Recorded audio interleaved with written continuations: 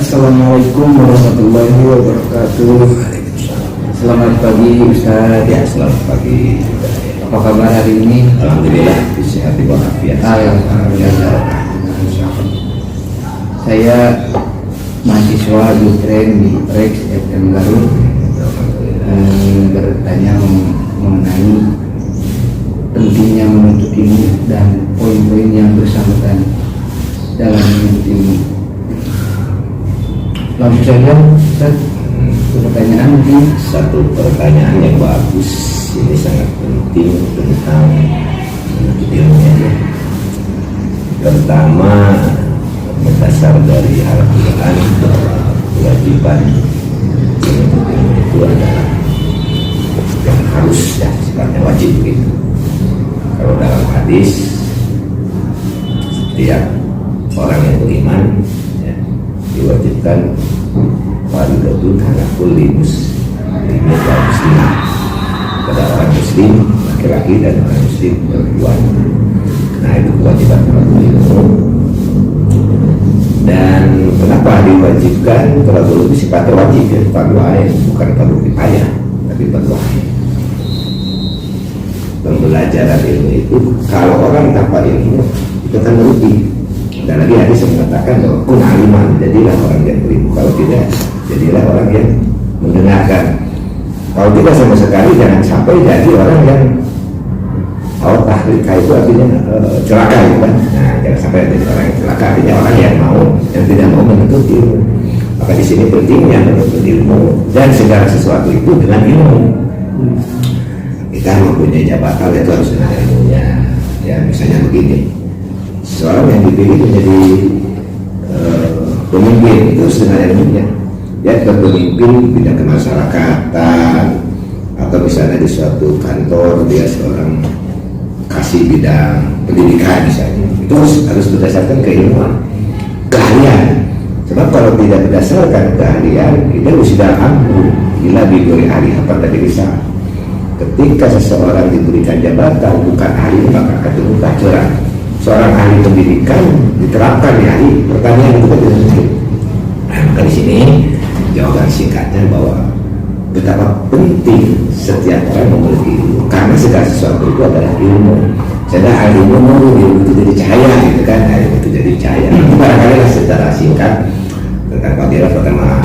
Dan orang yang sebagai yang menyampaikan ilmu itu Mandahailah, barang siapa yang mengajak ya kepada untuk mendapatkan petunjuk, itu kan mendapat pahala luar biasa, gitu kan.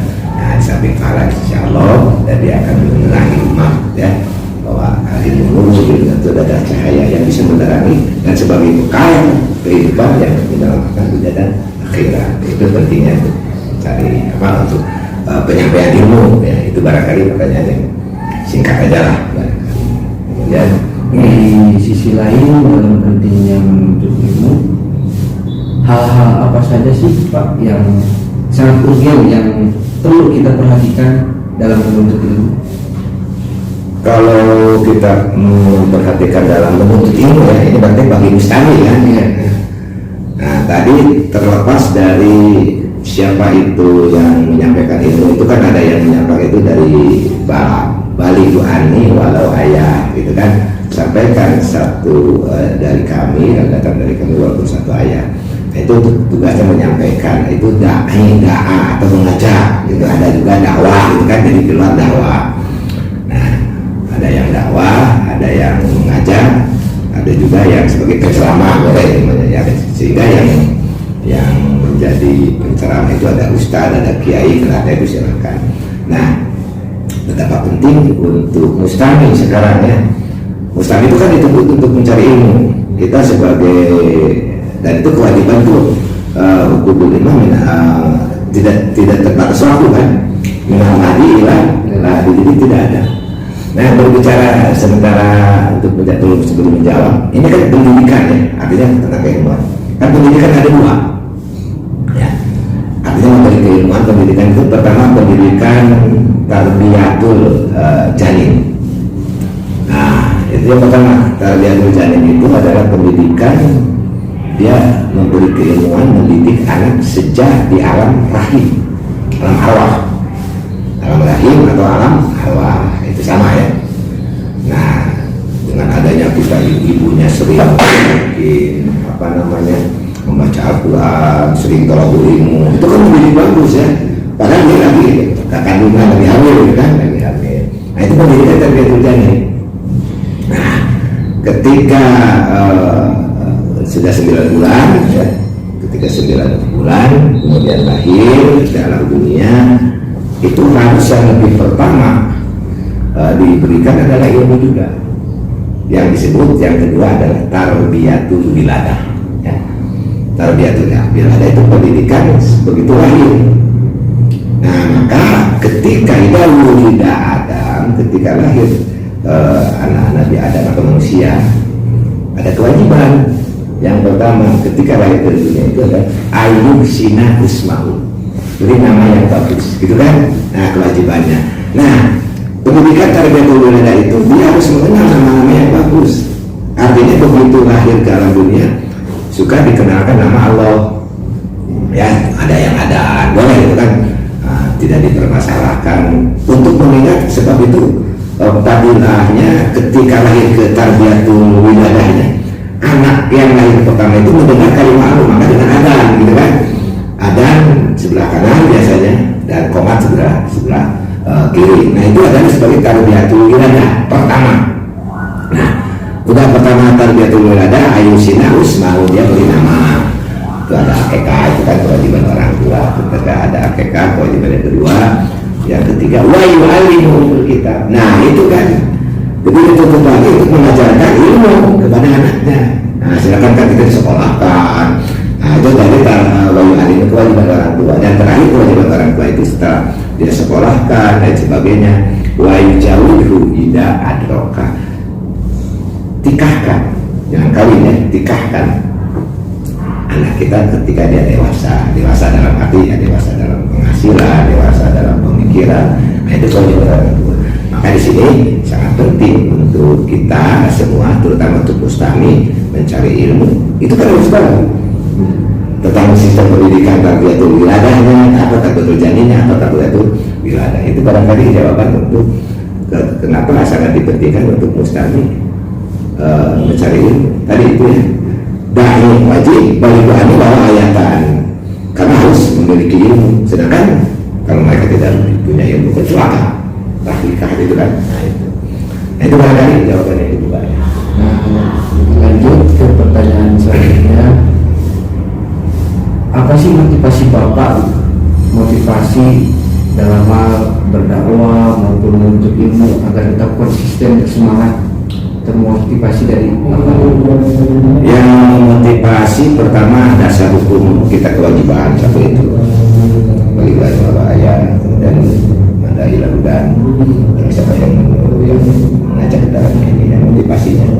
Kemudian ada sebuah hadis yang mengatakan bahwa Rasulullah aja buistu liutami wa makarimul akhlak. Nah, itu kan bahwa kami diutus itu adalah menyempurnakan akhlak, sehingga keluar laqad kana lakum fi rasulillahi uswatun hasanah. Nah, mencetak anak itu Rasulullah memberikan contoh, laqad kana lakum fi rasulillahi uswatun, suri teladan yang baik. Nah, itu kan harus dimiliki suri teladan. Jadi orang yang penceramah, yang suka ceramah, yang suka pidato, yang suka menyampaikan itu harus suri teladan. Artinya kepada Rasulullah kan uswatun hasanahnya. Jangan sampai kita banyak orang yang bisa bicara bagus tapi kelakuannya tidak mencetak akhlak. Nah, kita penting bahwa mustami itu harus akhlaknya bagus, gitu kan? Harus sesuai dengan harus dakwahnya kan dakwah bid'ah, kan? Dakwah bid'ah itu kan berlaku. Ini ustaz, kok nggak masa ustaz yang kasar itu kan? Nah, kalau boleh kan Rasulullah memberikan contoh bahwa berbicara itu harus sopan, lintah labu, gitu kan? Harus kaulan karimah, kaulan manfa, kaulan hasanah itu. Nah, itu makanya untuk bekal seorang dai gitu ya, itu bagaikan seorang pemimpin. Dalam Al-Quran surat Al-Anfal begini, ini sebagai bekal aja ya. bagi bekal untuk motivasi kita. Cara berdakwah, cara memimpin yang bagus. Fabima rahmatin minallahi, yang pertama lintalahu. Itu bekalnya. Siapa saja jadi pemimpin, kita jadi pemimpin. Ya, kullukum ra'in mas'ulun an ra'iyah. Di setiap manusia itu kamu semua itu ada pemimpin, maka akan ditanya dari hasil kepemimpinannya. Kalau julun ra'in ro'iyatun an ro'iyati, laki-laki itu pemimpin. Wang ro'iyatun itu ro'iyatun, apakah ditanya an ro'iyati ada yang pemimpin, dan seterusnya. Nah, bekalnya untuk kita dan harus disampaikan. Fabima rahmatin minallah, bekalnya yang pertama harus lintalah kelemah lembutan. Jadi cara berdakwah pun harus ada kelemah lembutan. Jangan dakwah nyindir orang, menjelekan orang. Ini gimana kurang ada si anu, boleh, itu tidak ada contoh Rasul, tidak sesuatu hasan yang lintalah gitu. Nah, yang pertama dia harus dimiliki. Yang kedua, Fabima rahmatin minallah lintalah, walaupun tak pajuan bolidol kolbi, jangan kasar. Kita kan untuk benda jelas ini harus nyampe kepada warga masyarakat dalam perilaku kehidupan secara sosial, ya. Hidup bermasyarakat kita itu kan harus sopan santun dijaga. Bukan garihan, jangan garihan. Ada jaga itu kasar, ya. Kan kita kalau punya teman aja, ketika ketemu teman siap, itu kan gak enak, ya. Kamu siap, bukan gak enak itu.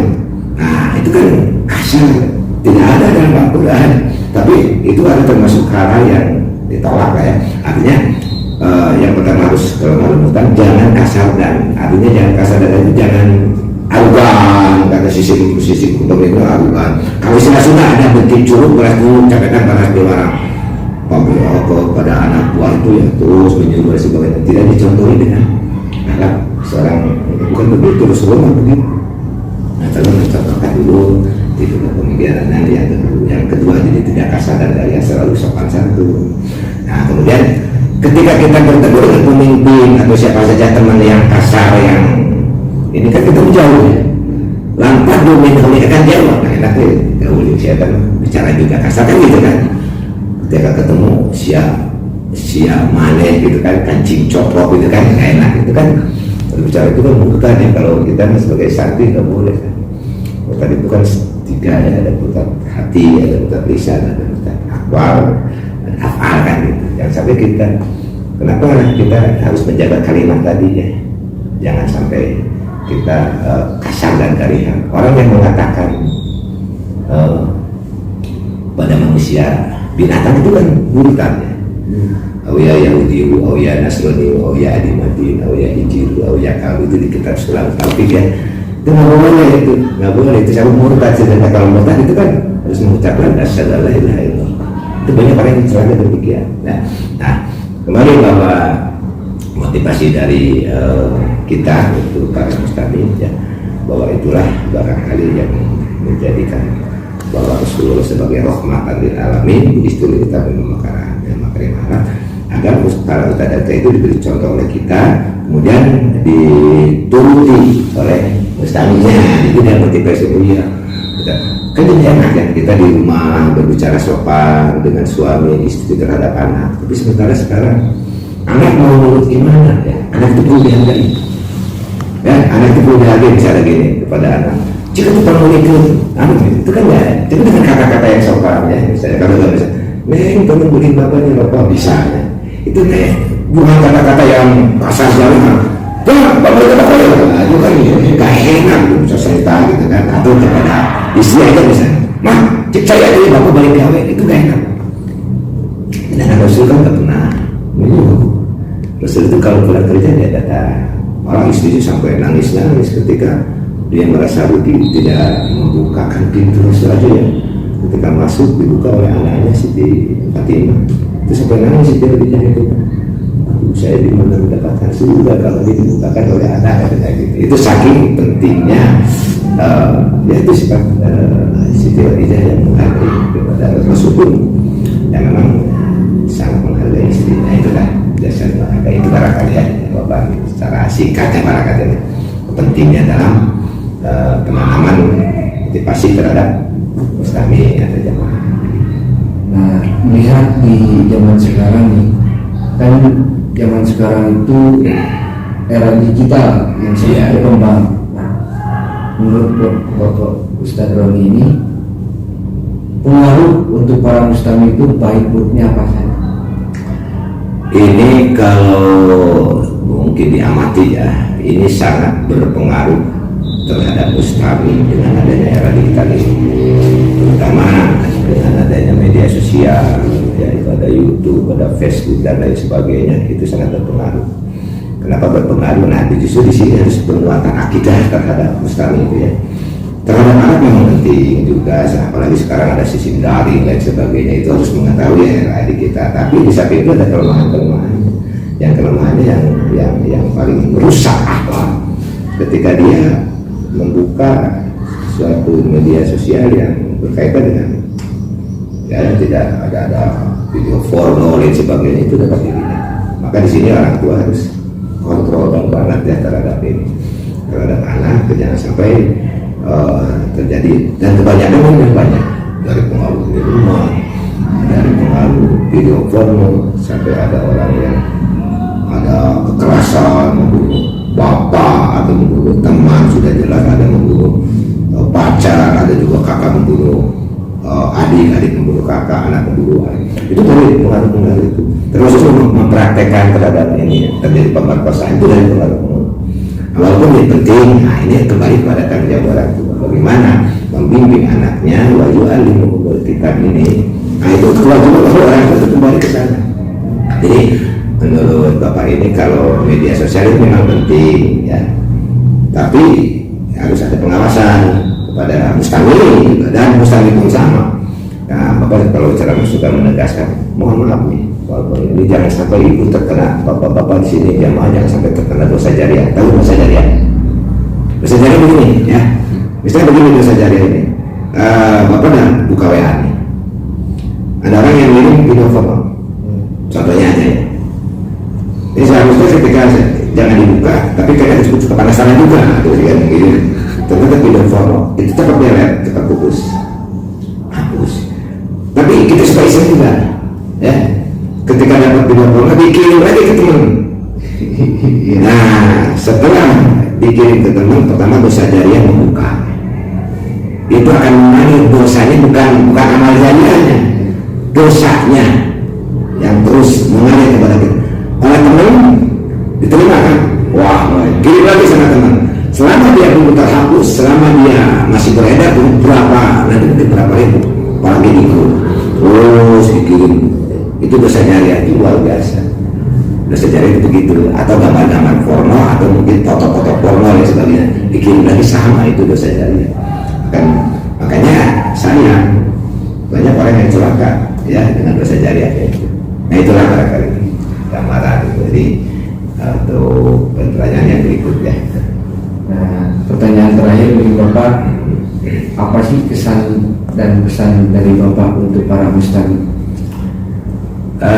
Kesan dan pesan memang mustami itu variatif ya, variatif. Ada yang sementara proaktif, itu kan proaktif nih. Ketika Bapak baru Jawa, ada juga orang pengacu, itu bagus.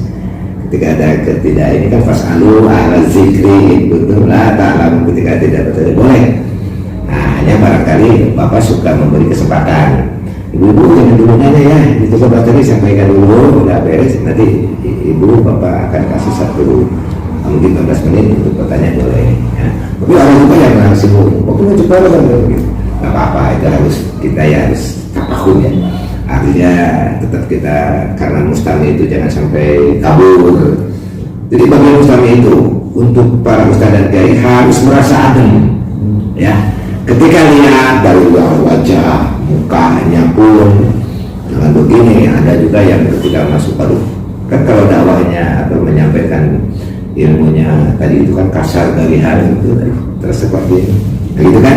Nah justru kita harus contoh Rasul kalau yang alamnya itu atau cara berpikir suatu rasanya itu ketika datang ustaz itu disenangi gitu kan, disenangi. Kenapa? Karena dia tidak pernah nyindir orang, hanya memberikan contoh-contoh begini, itu kan itu adalah Rasul. Makanya Bapak menitipkan bagi siapa saja yang ceramah, tolonglah pertama beratur berdasarkan ilmu-ilmuan ya. tetap harus punya ilmu. Kalau itu kan keilmuan itu, kalau berbicara tentang keilmuan, cara berpidato itu kan ada ilmunya ya. Nah itu harus belajar.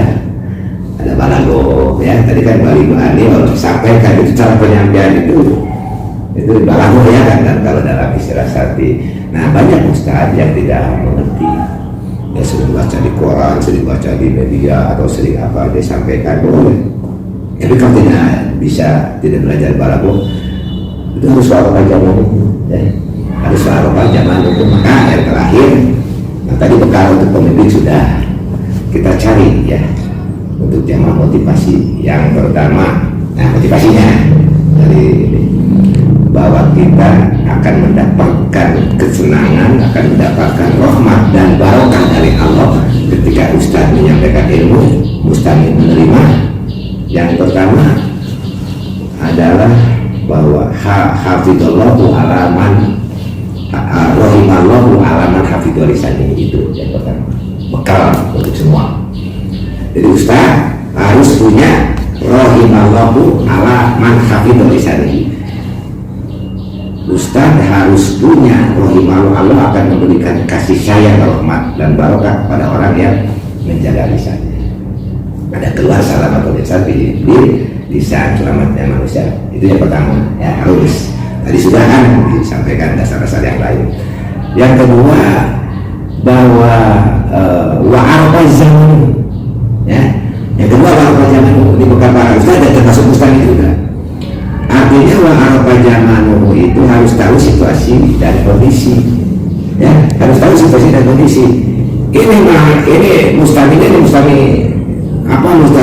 ini aki-aki pemuda atau campuran gitu. Kalau ini dan aki-aki tidak mungkin kita menyampaikan secara kemahasiswaan. Bapak-bapak, ibu-ibu, kita itu secara pertama harus bikin apa itu atau tadi bukan tidak mungkin ya. Nah kita itu makanya sebelum memberikan bekal harus apa zaman, harus tahu situasi dan kondisi. Kayak begini, kalau kita berkeluarga, suami pulang kerja, ya, begitu pulang kerja, istrinya ada yang lagi berbayar, tapi bukan suami, kan amat lah istri. Begitu suami pulang kerja langsung di berender, dia masih capek. Yang begitu kan, itu harus soal panjangan. Walaupun ada permasalahan ketika suami kerja atau siapa saja, atau termasuk anak, bapaknya terhadap anak, ada dengar biasa pulang jam 2 misalnya, ini pulang jam 5, begitu jam 5 kan orang tua kadang-kadang curiga, semua kemarin kau balik, jangan begitu ya. Nanti ditanyanya setelahnya, kasih istirahat dulu. Nah itu apa panjangan. Jadi harus tahu situasi dan kondisi. Itu yang ketiga. Yang kedua, yang ketiga, caranya harus makanya yu'minu billahi wal yawmil akhir falyusil rahimahu, harus saling silaturahim. Nah sarana ustaz dengan mustami itu silaturahim. Dan silaturahim yang luar biasa itu. Makanya yu'minu billahi itu kan wajib sifatnya. Wattaqullaha alladzi tasaaluna bihi wal arham innallaha kana 'alaikum raqiba. Itu silaturahim. Dengan adanya komunikasi, suami harus bersilaturahim dengan istri, kedua orang tua harus bersilaturahim dengan anak. Itu silaturahim. Silaturahim itu menyampaikan sesuatu, isolu bihil api warisan, menyampaikan segala sesuatu tapi membawa kebaikan. Nah itu jangan silaturahim kita menimbulkan berbaca. Jadi silaturahim itu harus membawa kebaikan, baik perilaku ya, atau materi atau apa, atau tidak terjadi ketersinggungan gitu kan. Nah itu silaturahim, makanya wajib. Nah itu yang ketiga, maka ini bayang akhir bayar sebagai yang keempat sekarang. Yang keempat itu harus kita bisa tetap istiqomah ya. Nah yang keempat itu harus istiqomah. Ada berbagai macam rintangan dalam menyampaikan dakwah, termasuk kita mendidik anak, termasuk kita dengan teman dalam ada berbagai rintangan. Itu harus tafahum, saling pengertian dia istiqomah. Nah jadi dalam pengertian istiqomah itu, jadi subut tetap ya, subut seperti itu. Subut itu adalah ketetapan dalam kita menyampaikan, kita berperilaku yang bagus, jangan istiqomah dalam keburukan gitu kan. Kan ini nasihat Allah mustaqim.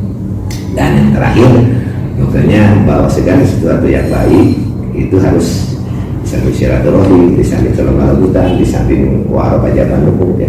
Dan istiqomah yang terakhir adalah al-jamaah bil masjid. Nah itu sarana. Jadi sarana di mana-mana, tidak ada pendidikan yang jelek dimanapun adalah kecuali masjid. Masjid itu kan sampai ada larangan. Larangan masjid tahu kan? Larangan masjid apa?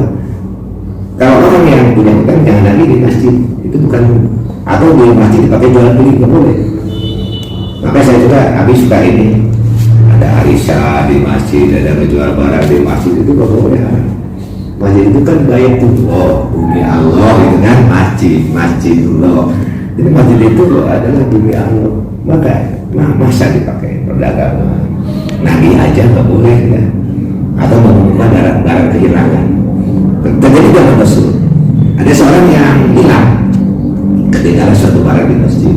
Dia berbicara kepada Rasul, itu yang itu di masjid. Rasul melarang. Aku simpan kapangi ya. Jadi kalau diumumkan di masjid juga artinya simpan kapangi, karena bukan tempatnya di masjid. Nah itu larangan masjid. Maka yang terakhir al-jamaah bil masjid, itu berjamaah itu jadi sarana utama untuk mendapatkan keilmuan, untuk mendapatkan ketenangan. Malah orang yang sakit pun kalau pergi ke masjid di sana bukan sembuh. Ya kan banyak berdoa, ya banyak berdoa. Tapi biasanya orang kalau yang sakit jangan ke masjid, nggak mau ke masjid. Jangan-jangan yang sakit ya, kita yang jam-jam Korea kemarin itu godaan. Itulah barangkali kesan dan pesan yang disampaikan untuk ya adik-adik semua, dan untuk para ustaz juga begitu. Alhamdulillah, mungkin cukup sekian. Terima kasih kepada sama-sama yang telah memberikan berkenan motivasi para muslimin. Mungkin sekian dari saya. Assalamualaikum warahmatullahi wabarakatuh. Waalaikumsalam warahmatullahi wabarakatuh.